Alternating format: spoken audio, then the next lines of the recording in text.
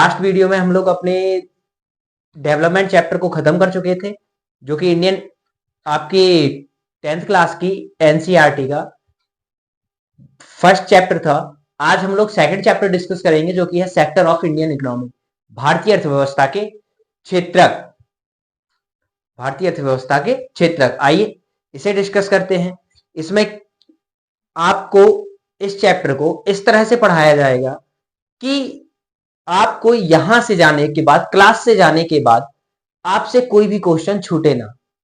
और यकीन मानिए, आप क्लास करने के बाद आप जब अपनी बुक के क्वेश्चन लगाने बैठेंगे तो आपको जरूरत नहीं पड़ेगी कि आपको क्वेश्चन आ रहे हैं या नहीं आ रहे हैं। प्रत्येक क्वेश्चन आपसे बनेगा इस चैप्टर से।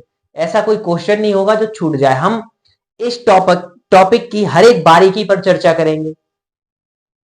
क्या इस टॉपिक में रहने वाला है, आइए देखते हैं।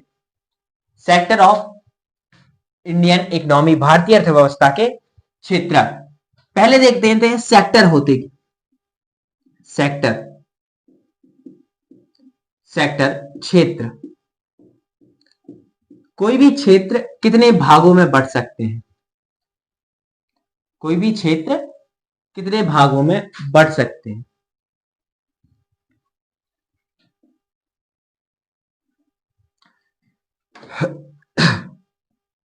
पहला आप क्षेत्रक को बांट सकते हैं प्रकृति के आधार पर। प्रकृति,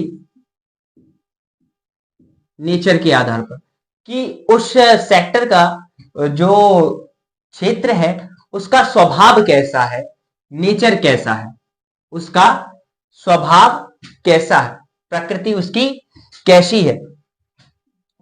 सेकंड, टर्म के आधार पर, यानी कि उसमें शर्तें क्या है। शर्तें क्या है, उसमें शर्तें क्या है।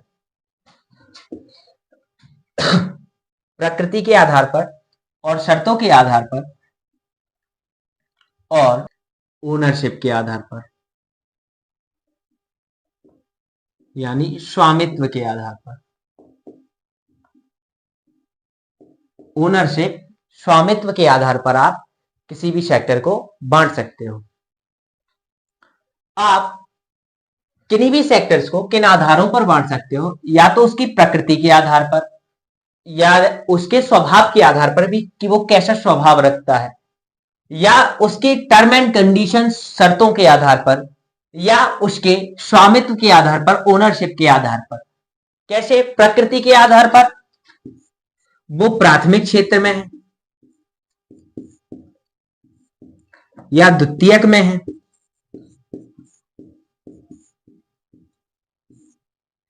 या फिर सेवा क्षेत्र में है।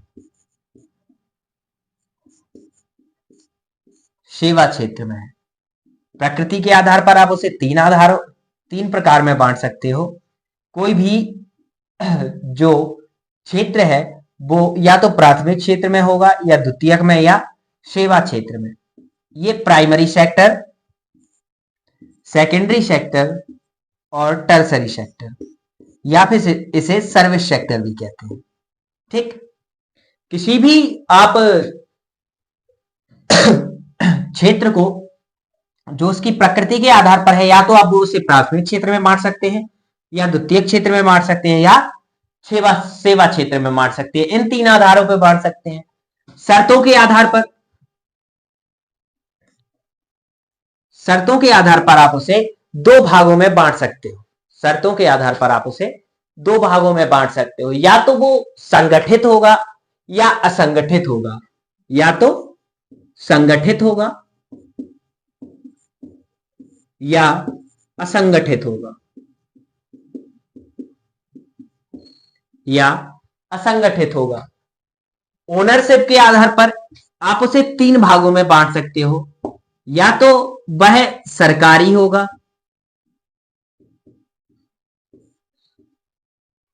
कि कोई कंपनी है उसको पूर्णतः सरकार ओन कर रही होगी।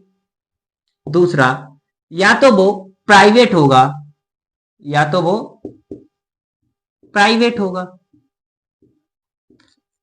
तीसरा, या वह कोऑपरेटिव होगा। कोऑपरेटिव यानी कि सहकारी,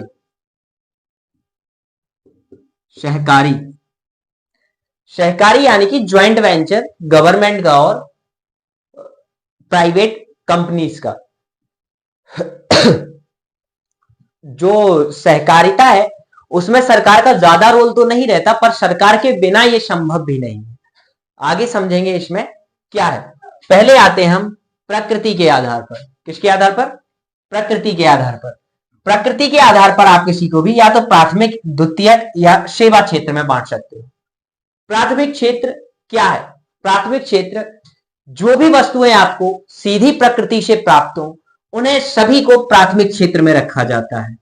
जो भी वस्तुएं आपको सीधी प्रकृति से प्राप्त हो रही हैं, सीधी प्रकृति से प्राप्त हो रही हैं, प्रकृति से प्राप्त हो रही है, जो भी वस्तुएं आपको सीधा प्रकृति से प्राप्त हो उन्हें आप प्राथमिक क्षेत्र में रखते हैं। जैसे कि कोयला, कच्चा लोहा, कोयला, कच्चा लोहा, पेट्रोलियम, खाद्यान्न, खाद्यान्न एवं अन्य। जो भी आपको प्रकृति से सीधा प्राप्त हो उसे प्राथमिक क्षेत्र में रखते हैं, यानी कि उसके लिए आपको किसी अन्य फैक्ट्री लगाने की जरूरत नहीं पड़ी। आपने सीधा प्रकृति से प्राप्त कर लिया, उसे आप रखोगे प्राथमिक क्षेत्र में। और द्वितीयक क्षेत्र में, द्वितीयक क्षेत्र में प्रकृति से प्राप्त वस्तुओं को, प्रकृति से प्राप्त वस्तुओं को विनिर्माण करके, विनिर्माण यानी कि उससे कुछ नया बना के या फिर उसी वस्तु को कुछ और चीजें मिला के कोई नई वस्तु बनाकर आगे भेज देना, वो द्वितीय क्षेत्र में आता है। जो भी विनिर्माण संबंधी क्रियाएं हैं, विनिर्माण संबंधी क्रियाएं, विनिर्माण संबंधी क्रियाएं, जो भी विनिर्माण संबंधी क्रियाएं हैं वो सभी आएंगी द्वितीय क्षेत्र में। यानी कि आप प्राथमिक क्षेत्र की वस्तु को लेकर द्वितीय क्षेत्र में कुछ भी करिए, कुछ भी बनाइए, वो सब द्वितीय क्षेत्र में आएगा। आप प्रकृति से प्राप्त किया आपने, मान लीजिए खाद्यान्न में गेहूं, और आपने आटा चक्की लगाई, आटा चक्की में आपने गेहूं को पीस दिया और आटे को आगे सेल कर दिया। अब गेहूं तो आपको प्राथमिक क्षेत्र से प्राप्त हुआ, लेकिन आटा प्राथमिक क्षेत्र की वस्तु नहीं रह गई, क्योंकि आपने उसे मशीन द्वारा दूसरे रूप में परिवर्तित करके बेच दिया या उसका मूल्य बढ़ाकर बेच दिया। वो आया द्वितीय क्षेत्र में, उसको विनिर्माण कर दिया। सेवा क्षेत्र में क्या आएगा? सेवा क्षेत्र, टर्सरी सेक्टर। सेवा क्षेत्र में जो भी सेवाएं हैं, जितने भी प्रकार की सेवाएं हैं, सेवाएं हैं, जितने भी प्रकार की सेवाएं हैं सभी आती हैं सेवा क्षेत्र के अंदर, यानी सर्विस सेक्टर या फिर टर्सरी सेक्टर के अंदर। आप इसे सर्विस सेक्टर और टर्सरी सेक्टर भी कह सकते हैं। सेवा क्षेत्र के अंदर जितनी भी प्रकार की सेवाएं, प्राथमिक क्षेत्र में प्रकृति से प्राप्त होने वाली सभी वस्तुएं, आप कोयला, कच्चा लोहा, पेट्रोलियम, खाद्यान्न एवं अन्य। द्वितीय क्षेत्र में विनिर्माण संबंधी सभी क्रियाएं, जो नया निर्माण हो रहा है वो द्वितीय क्षेत्र में आएगा। जो भी फैक्ट्री से निर्माण हो रहा है वो द्वितीय क्षेत्र में आएगा। सेवा क्षेत्र, सभी प्रकार की सेवाएं। अब एग्जाम्पल में देखिए कैसे कोई वस्तु का प्राइस बढ़ता है। मान लीजिए मैंने प्राथमिक क्षेत्र से प्राप्त किया लोहा, प्राथमिक क्षेत्र से कच्चा लोहा प्राप्त किया, कच्चा लोहा प्राप्त किया मैंने प्राथमिक क्षेत्र से। प्राथमिक क्षेत्र से मैंने कच्चा लोहा प्राप्त किया और उसे ले जाकर मैं फैक्ट्री में लेकर गया और उस कच्चे लोहे को किसमें, गाड़ी में बदल दिया, या फिर मैंने एक गाड़ी बना दी बढ़िया। अभी जो ट्रेंड में चल रही है कोई स्कॉर्पियो करके है, मान लो मैंने स्कॉर्पियो महिंद्रा की गाड़ी बना दी, महिंद्रा की कंपनी में ये लोहा गया, महिंद्रा कंपनी ने लोहे से कार बना दी, ठीक। अब ये कार गई एजेंसी में, एजेंसी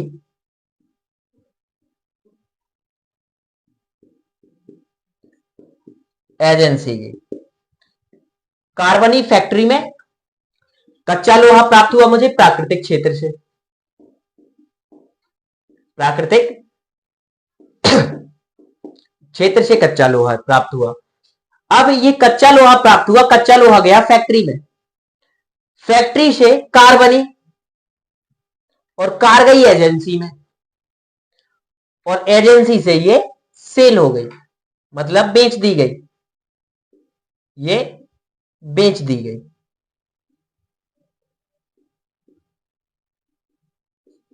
एजेंसी से ये बेच दी गई।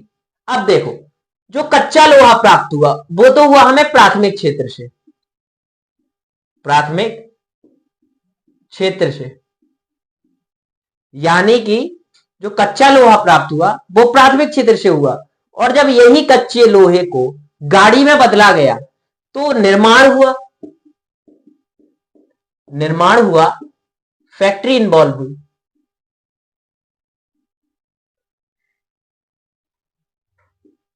फैक्ट्री इन्वॉल्व हुई, निर्माण हुआ, निर्माण संबंधी कार्य आएंगे द्वितीय क्षेत्र में, ठीक। और जब यही कार एजेंसी में पहुंची तो ना तो जो एजेंसी में बैठे कर्मचारी हैं उनने ये कार बनाई है, ना ही इस कार का कच्चा लोहा इनके पास था, इनके पास कार बनकर आई, इन्होंने कार को बेचने का काम किया, कार को सेल करने का काम किया। तो ये जो एजेंसी के कर्मचारी आए ये आ गए किसमें, तृतीयक यानी कि सेवा क्षेत्र में। जो भी आपको सर्विसेज प्रोवाइड करी जाए, जो भी आपको सेवा दे वो सेवा क्षेत्र में, ठीक। जरा इसको और अच्छे से समझेंगे।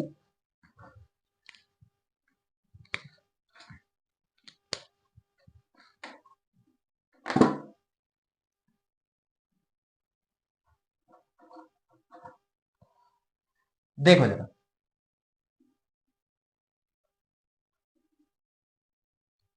मान लीजिए आपको प्राथमिक क्षेत्र से, प्राथमिक क्षेत्र से आपको मिला गेहूं, गेहूं को उगाने वाला था किसान,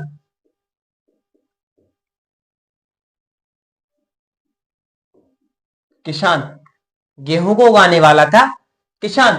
तो जो ये वस्तु गेहूं निकल कर आई है तो हो गई प्राथमिक क्षेत्र की वस्तु, और जो किसान है वो कार्मिक हो गया प्राथमिक क्षेत्र का, जो ये किसान है वो कार्मिक हो गया प्राथमिक क्षेत्र का, यानी कि किसान कार्य कर रहा है प्राथमिक क्षेत्र में, क्योंकि वह उत्पादन का कार्य कर रहा है, और उत्पादन किसी फैक्ट्री से नहीं कर रहा है, उत्पादन किसी फैक्ट्री से नहीं कर रहा है, वो प्रकृति से उत्पादन कर रहा है, ठीक।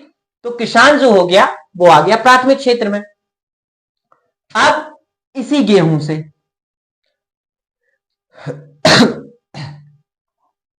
यही गेहूं था, एक फैक्ट्री आई, उस फैक्ट्री में इस गेहूं से बिस्किट बना,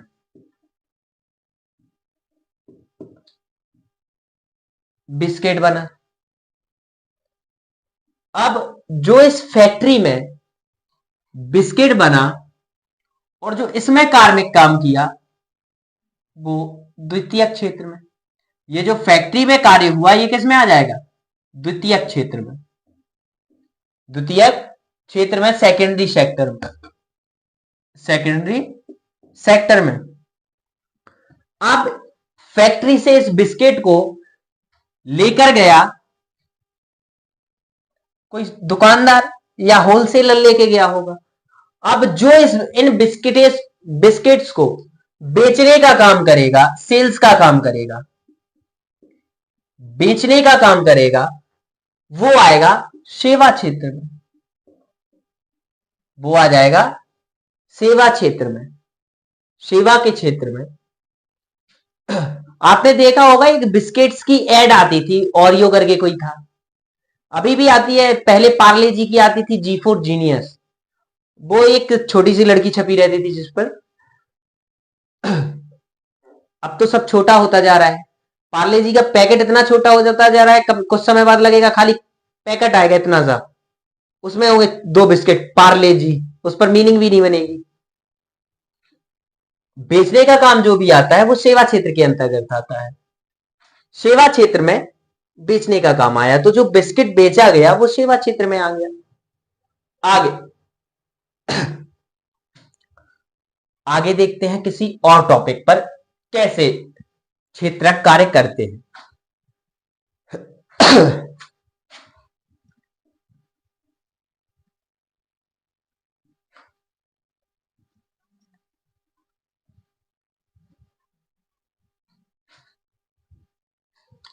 अब मान लीजिए प्राथमिक क्षेत्र से आपको प्राप्त हुआ लोहा,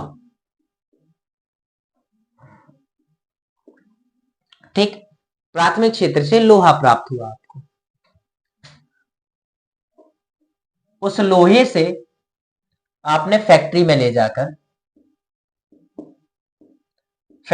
जाकर एक फ्रिज बनाई और भी अन्य उपकरण मिलाकर फ्रिज बनाई। जो लोहा था, जो कच्चा लोहा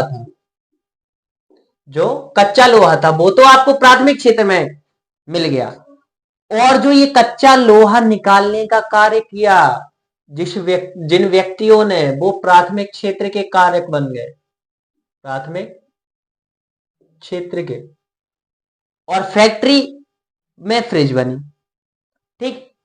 अब इस फ्रिज को बेचा गया, फ्रिज को बेच दिया गया। तो आपने देखा होगा कुछ समय प्रोडक्ट्स जब हम कोई खरीद के आते हैं, नया फ्रिज खरीद कर लाएं या नई एसी खरीद कर लाएं या कोई और अन्य चीज नई खरीद कर लाएं इक्विपमेंट में, तो हमें कॉल भी आता है कि सर आपकी मशीन कैसी चल रही है, आप जो फ्रिज लेके गए थे पानी ठंडा कर रही है या नहीं, अगर नहीं कर रही हो तो हम अपना एक लड़का भेज देते हैं, वो लड़का आके सही कर जाएगा। जो ये फीडबैक के लिए कॉल आते हैं ना, ये जो कॉल आते हैं आपसे फीडबैक के लिए, ये जो कॉलिंग है ये भी सेवा क्षेत्र के अंतर्गत आते हैं, वो भी आपकी सेवा ही कर रहे हैं, वो आपके सेवा क्षेत्र के अंतर्गत आते हैं। जितने भी कस्टमर केयर है, कौन, कस्टमर केयर है, वो सभी किसके अंतर्गत आते हैं, सेवा क्षेत्र के अंतर्गत आते हैं, ठीक। आगे समझेंगे। इन तीनों क्षेत्रों में आपको डाउट क्लियर हो गया होगा, इन तीनों क्षेत्रों में आपको कोई डाउट बचा नहीं होगा। इन तीनों क्षेत्रों में अगर कोई भी डाउट रहता है तो आप वीडियो में कमेंट कर दें, उसके डाउट के ऊपर भी हम एक सेशन ले लेंगे। आपके डाउट्स के ऊपर हर वीक सेशन ले लिया करेंगे कि आपके डाउट्स क्या हैं, उन डाउट्स में क्या सॉल्यूशन होना चाहिए, कैसे आप अपनी लर्निंग को बेहतर करें, उन पर हम एक अलग से सेशन ले लेंगे। ओके, आगे चलते हैं। प्रकृति के आधार पर हम देख चुके हैं कि कितने प्रकार के होते हैं, जो सेक्टर्स हैं वो कितने प्रकार के होते हैं। अब एक और आधार पर देख लेते हैं। जो क्षेत्रक है, जो हमारे सेक्टर्स हैं, प्राथमिक, द्वितीयक और सेवा क्षेत्र, इनमें अगर कंपैरिजन करें इकोनॉमिकली,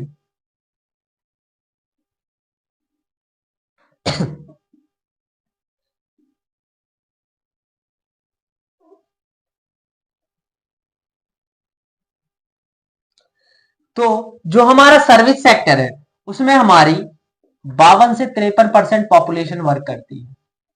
52 से 53% जो हमारी पॉपुलेशन है, वो वर्क फोर्स पॉपुलेशन है, वो वर्क करती है हमारी प्राथमिक क्षेत्र में, प्राथमिक क्षेत्र में वर्ग 52 से 53% पॉपुलेशन प्राथमिक क्षेत्र में वर्क करती है। प्राथमिक क्षेत्र प्राइमरी सेक्टर में वर्क करती है, जबकि ये जीडीपी में कंट्रीब्यूशन उतना नहीं है, इसका जीडीपी में कंट्रीब्यूशन बहुत ही कम है। प्राइमरी सेक्टर, सेकेंडरी सेक्टर और ये सेवा क्षेत्र, सर्विस सेक्टर, सेवा क्षेत्र। यानी कि ये आप जीडीपी में कंट्रीब्यूशन के आधार पर देख सकते हैं, कंट्रीब्यूशन के आधार पर कि कौन सा क्षेत्र जो है कितना ज्यादा पैसा देता है देश को। सबसे ज्यादा जो पैसा है वो देता है सेवा क्षेत्र, सर्विस सेक्टर। हमारा जो सेवा क्षेत्र है वो सबसे ज्यादा हमें पैसा देता है, क्योंकि सेवा क्षेत्र में सबसे ज्यादा कोई अगर पैसा कमा सकता है तो वो सेवा क्षेत्र से है। क्यों? क्योंकि जो एक बिजनेसमैन है वो भी सेवा क्षेत्र में आएगा, जो अच्छी जॉब्स हैं, अच्छी जॉब्स हैं वो भी सेवा क्षेत्र में आएंगी, जो भी जॉब्स हैं। और सेवा क्षेत्र में जितनी भी जॉब्स हैं वो सभी हाई सैलरी वाली होती है। अब इन्हें किस आधार पर और बांटा जाता है? जो ये प्राइमरी सेक्टर्स के जॉब होते हैं, प्राइमरी सेक्टर्स में जो व्यक्ति वर्क करते हैं, जो प्राइमरी सेक्टर में वर्क करते हैं, जो भी प्राइमरी सेक्टर में वर्क करता है उसे कहते हैं red collar job, red collar job, red collar job. और जो सर्विस सेक्टर में वर्क करता है, जो कार्मिक सर्विस सेक्टर में वर्क करता है, सेवा क्षेत्र में वर्क करता है, उसे कहते हैं ब्लू कॉलर जॉब। सेवा क्षेत्र में ब्लू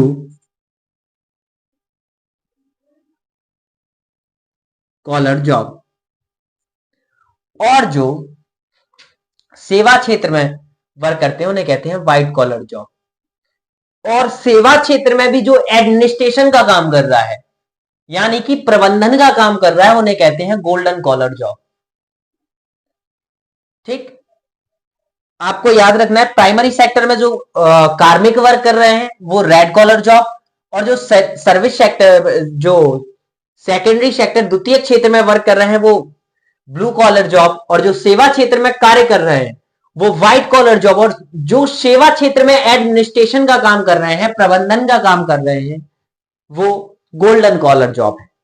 ठीक है, आपको पर्टिकुलर इन तीन सेक्टर से, प्राथमिक क्षेत्र, द्वितीय क्षेत्र और सेवा क्षेत्र, इनमें इससे डीप नहीं पूछेगा 10th क्लास में, बेफिक्र रहिए।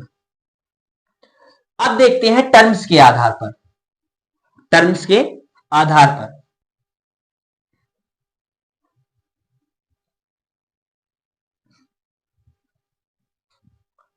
टर्म्स के आधार पर, टर्म्स के आधार पर या तो कोई संगठित हो सकता है या असंगठित हो सकता है। संगठित में क्या है? संगठित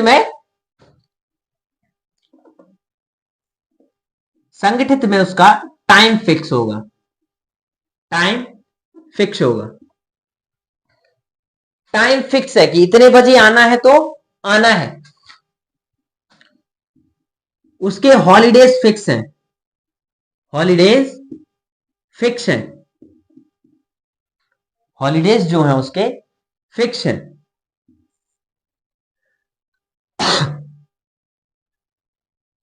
और उसका जो वेतन है, सैलरी है, वो भी फिक्स है। सैलरी जो है वो भी फिक्स है, टाइम फिक्स है, हॉलीडे फिक्स है और सैलरी भी फिक्स है कि उसको महीने के एंड में तो इतना मिलना ही है, और जो छुट्टियां हैं वो ये तो मिलनी ही है, और टाइम इतने बजे आना है और इतने बजे जाना है। ये संगठित क्षेत्र है, यानी कि एक संगठित क्षेत्र के कार्य होते हैं। और वहीं असंगठित क्षेत्र, असंगठित क्षेत्र में टाइम फिक्स नहीं है, टाइम फिक्स नहीं है, टाइम कोई इसमें फिक्स नहीं है। किसी का मन हो रहा है कभी आ रहे हैं, किसी का मन हुआ कभी आ रहे हैं, और कभी इस क्षेत्र में काम मिल रहा है और कभी नहीं मिल रहा है। कभी काम इस क्षेत्र में बहुत ज्यादा है और कभी है ही नहीं। ये असंगठित क्षेत्र है। टाइम कभी फिक्स ही नहीं है, जितने बजे जरूरत उतने बजे जाओ।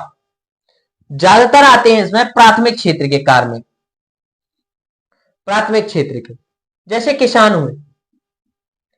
किसान का खेत पे जाने का कोई टाइम है ही नहीं, जितने बजे उठे चल दो। या फिर किसानों को रात भर रहना पड़ता है, किन्हीं किसानों को 24 घंटे खेतों के पास रहना पड़ता है। तो इसमें टाइम फिक्स नहीं है। असंगठित क्षेत्र में काम टाइम फिक्स नहीं है, और टाइम के बाद सैलरी भी फिक्स नहीं है, सैलरी भी फिक्स नहीं है। किसी किसान ने खेत खेत में बीज डाला, अगर पिछले साल उसकी फसल 1 लाख की निकली थी, उसने 1 लाख की फसल निकाली थी, तो जरूरी नहीं है वो इस साल भी 1 लाख की ही निकालेगा। हो सकता है उसकी फसल इस साल बहुत ही कम की निकले। पिछले साल 1 लाख की निकाला था, इस साल मुश्किल से 20,000 की ही निकाल पाए, 20,000 की ही निकाल पाए। हो सकता है पिछले साल 1 लाख की निकाला था, इस साल ज्यादा की निकाल ले। तो इसमें सैलरी या फिर जो पैसा मिलने वाला है वो भी फिक्स नहीं है, और हॉलीडे भी फिक्स नहीं है, हॉलीडे भी फिक्स नहीं है, छुट्टियां भी फिक्स नहीं है। अब किसान को छोड़कर मान लीजिए हमने एग्जाम्पल ले लिया किसी अन्य कार्मिक का, मान लीजिए काली कपड़ा उद्योग में वर्क करने वाले कर्मचारी का।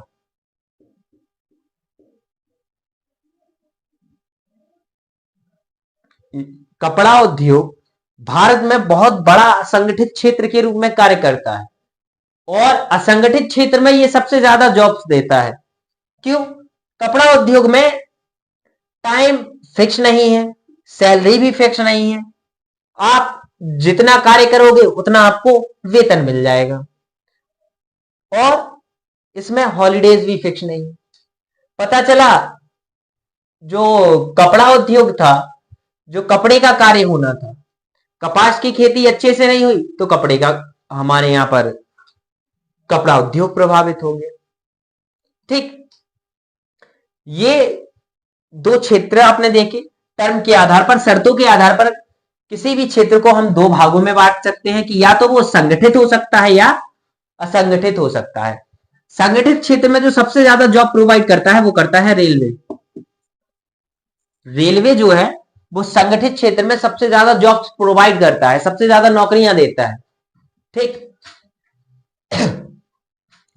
अब देखते हैं स्वामित्व के आधार पर, ओनरशिप के आधार पर, कि ओनरशिप के आधार पर हम किसी भी सेक्टर्स को कितने भागों में बांट सकते हैं। ओनरशिप के आधार पर हम किसी भी क्षेत्र को कितने भागों में बांट सकते हैं।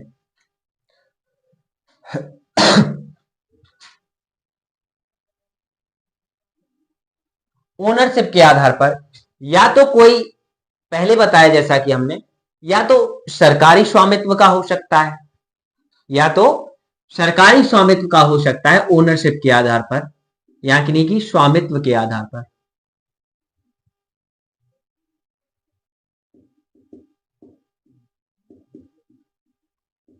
स्वामित्व के आधार पर या तो सरकारी हो सकता है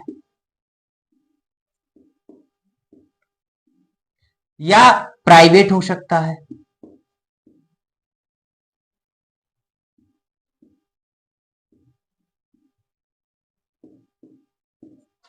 या सहकारी हो सकता है,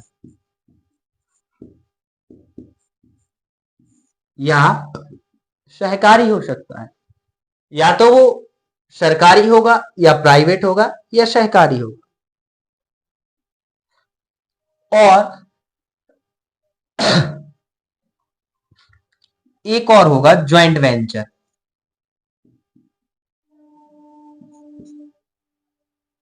ज्वाइंट वेंचर जो कि सरकार प्लस प्राइवेट कंपनी मिलकर करती है। जो ज्वाइंट वेंचर है वो सरकार और प्राइवेट कंपनी मिलकर करती है। अब इन्हें देखते हैं हम कैसे कैसे क्या क्या इनमें हो सकते हैं। सरकारी तो जो पूर्णतः सरकार का है 100%, पूर्णतः 100% उस पर सरकार का हक है। 100% जो पैसा लगा हुआ है वो गवर्नमेंट का लगा हुआ है। जैसे आपका वर्तमान में BHEL हुआ, Bharat heavy electrical limited NTPC हुआ, national thermal power corporation of India NTPC हुआ, और अन्य PSU हुए जो सरकार के अधीन कार्य करते हैं, जिसमें भी सरकार का पूर्णतः पैसा लगा हुआ है वो सरकारी है। और जिसमें पूर्णतः प्राइवेट का है, पूर्णतः प्राइवेट का है, 100% प्राइवेट का है, वो प्राइवेट के अंदर। अब प्राइवेट के अंदर प्राइवेट पब्लिक पार्टनरशिप भी हो सकती है। यानी कि एक कोई उद्यमी है, उद्यमी ने अपने जो कंपनी थी उसके शेयर्स निकाले, लोगों ने खरीदे, लोगों ने अपना पैसा कंपनी को दिया और कंपनी ने उस पैसे को लगाकर कार्य किया, तो उस कंपनी में लोगों का भी हिस्सा है। प्राइवेट पब्लिक पार्टनरशिप के तहत वो कंपनी कार्य कर रही है, वो कंपनी भी प्राइवेट है।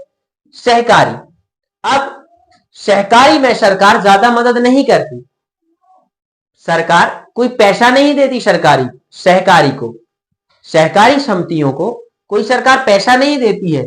लेकिन सहकारी जो समितियां हैं वो सरकार के बिना संभव भी नहीं है, और सहकारी समितियों से बहुत ज्यादा फायदा है।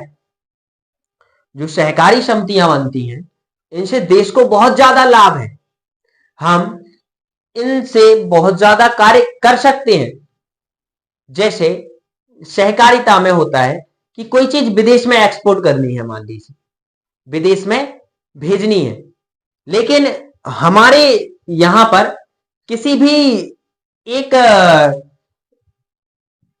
प्राइवेट प्लेयर या फिर कह दीजिए किसी आम व्यक्ति के बस में तो इतना है नहीं कि वो किसी चीज का प्रोडक्शन करे और बेच आए, विदेश में बेचकर आ जाए। ये आम आदमी के बस की बात तो है नहीं, तो सहकारिता बनाए जाते हैं। जैसे मान ली जो चाइना में है वो कॉकरोच के, जो कॉकरोच होते हैं ना, उनकी नमकीन, उनके फ्राई नमकीन की बहुत ज्यादा डिमांड है, कॉकरोच की बहुत ज्यादा डिमांड है चाइना में।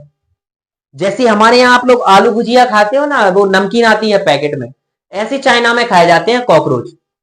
तो सरकार को क्या करना चाहिए?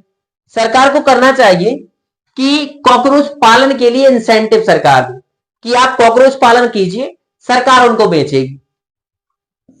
मान लीजिए कॉकरोच पालन के लिए चाहिए क्या है, फट्टी गीली की, किसी अंधेरे कमरे में डाल दी, कॉकरोच अपने आप आ जाएंगे, और कॉकरोच आ गए उन पर कलेक्शन सेंटर डाल दीजिए आप। इसे कॉकरोच पर ना समझकर मान लीजिए जो चाइना में इस समय डिमांड है ज्यादा, वो है मुर्गी, वो बतख के अंडे की, बतख के अंडे की। और इंडिया में तो बतख का अंडा लगभग कोई कंज्यूम करता नहीं है, तो सरकार को करना चाहिए कि लोगों से कहे कि आप बतखें पालो, लोगों से कहे कि आप बतखें पालो। लोगों ने बतखें पाली। अब जो बतख का अंडा होगा, बतख का जो अंडा होगा, उसे सरकार हर जिले पर एक कलेक्शन सेंटर बनाए, जिले पर कलेक्शन सेंटर बनाए, वहां पर अंडों को कलेक्ट कर ले, जो कि उस जिले में प्रोडक्शन हुआ है बतख के अंडों का, उन्हें एक जिले में इकट्ठा कर ले और वहां से ले जाकर उन्हें एक्सपोर्ट करे, पूरे देश से अंडे इकट्ठे करे और उन्हें दूसरे देश में एक्सपोर्ट कर दे, चाइना में एक्सपोर्ट कर दे। अब ये करना किसी एक व्यक्ति के हाथ में तो है नहीं, इसीलिए किसी भी सहकारी समिति को जरूरत पड़ती, किसी भी सहकारिता को जरूरत पड़ती है सरकार की, सहकारिता को आवश्यकता पड़ती है किसकी? आवश्यकता पड़ती है सरकार की। क्योंकि किसी भी एक आम नागरिक की इतनी ज्यादा वैल्यूएशन उसकी कंपनी की नहीं। जो आम नागरिक है उसने अंडे का प्रोडक्शन किया, अब वो थोड़ी ना चाइना जाएगा भेजने के लिए कि चलो मैं अंडा चाइना बेचने जाता हूं, और इंडिया में बतख के अंडे का कंजप्शन है नहीं। तो सहकारी समिति बनानी चाहिए गवर्नमेंट को, सहकारी समिति बनाए, यहां पर अंडे का प्रोडक्शन हो और उसका कलेक्शन जिला सेंटर पर कर दे, जिला लेवल पर कलेक्शन सेंटर बनाए, उनका सबको कलेक्ट करके चाइना में एक्सपोर्ट कर दे, हमारे पास प्रॉफिट आएगा नो डाउट, और लोगों को नया रोजगार मिलेगा।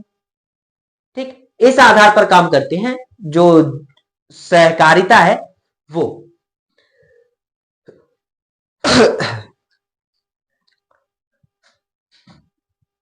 और एक है ज्वाइंट वेंचर, जो कि प्राइवेट का ही एक पार्ट है, ज्वाइंट वेंचर।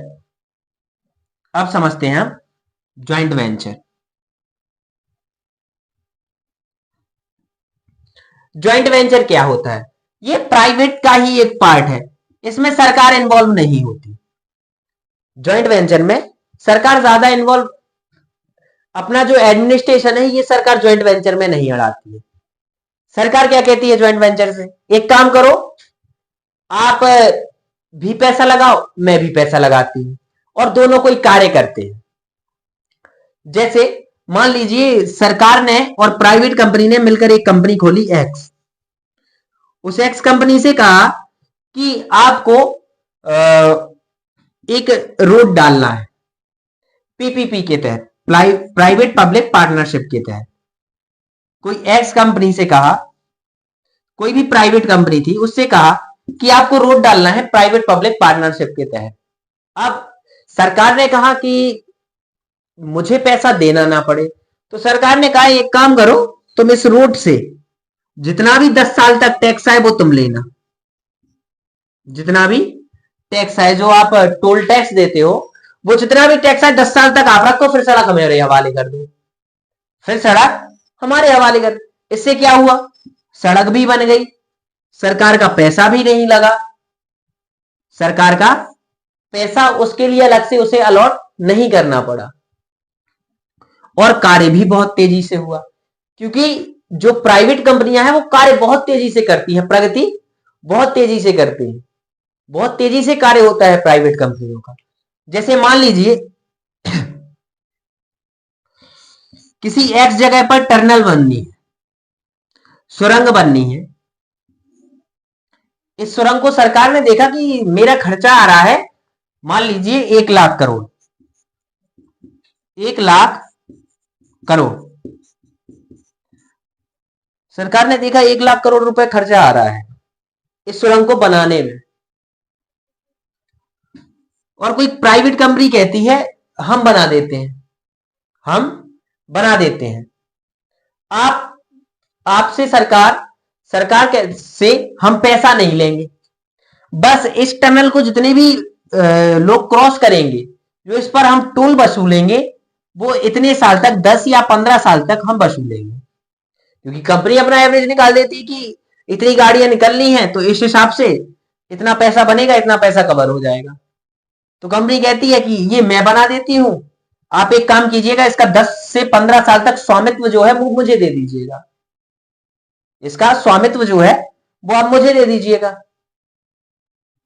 तो सरकार का जो था वो पुल भी बन गया, जो टनल बननी थी वो भी बन गई, सरकार का पैसा भी नहीं लगा और विकास भी हो गया।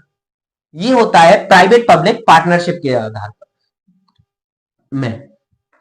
अब इस प्राइवेट पब्लिक पार्टनरशिप में जो भी कार्य हुए, जो भी कार्य होते हैं, वो अपने इकोनॉमिकल फ्रेंडली तो बहुत होते हैं, लेकिन ये बिना एमओयू के साइन नहीं होते, एमओयू साइन हुए नहीं होते। एमओयू होता है मेमोरेंडम ऑफ अंडरस्टैंडिंग, यानी कि दोनों के बीच कुछ शर्तें हैं, वो शर्तें टर्म एंड कंडीशंस जो एमओयू में लिखी जाएंगी कि ये बातें के लिए सरकार बाध्य है और इन बातों के लिए कंपनी बाध्य है, जो कि एमओयू में लिखा जाएगा। कितने टाइम के लिए लेगी कंपनी, कितने देर बाद सरकार को सौंप देगी पूर्णतः। ठीक, ये कार्य होते हैं प्राइवेट पब्लिक पार्टनरशिप के तहत। अब आपके इस चैप्टर में कुछ नहीं बचा है, जो भी था आपके चैप्टर में समझा दिया गया है। आपको इसकी पीडीएफ जो है वो आपके स्माइल फॉर एजुकेशन के व्हाट्सएप चैनल पर मिल जाएगी, जो आपको लिंक उसका डिस्क्रिप्शन में मिल जाएगा। बाकी के लिए